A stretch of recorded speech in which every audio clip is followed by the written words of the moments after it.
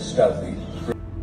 Oğlum, Hə, ata, gördüm ki, yatmısan, televizorda açıq qalıb. Söndürdüm ki, rahat yatasan. çox düşüncəlisən oğlum. Gəl səni qucaqlayım. Çox sağ ol, ata. Onda mən yatdım, gecən xeyrə. Şirin yuxular ata sənə. Только подтверждает наше опасение в том, что и без того нелегитимный режим захвативший когда-то власть постепенно перерождается в террористическую организацию. Görmürsən nə baxıram, nə? Yatırdın, nətər baxsan? Ay kim yatırdı? At kim üzümə durasan, görmürsən televizora baxıram. Gözüm görə söndürdün o televizoru sən. Ay nətər gözüm görə yatırdın sən? Nətər baxsan televizora yata? Ay qardaş, mən gördüm sənin gəlməyini. Mən sağ fikir verirəm. Belə baxıram görüm nə qarassan.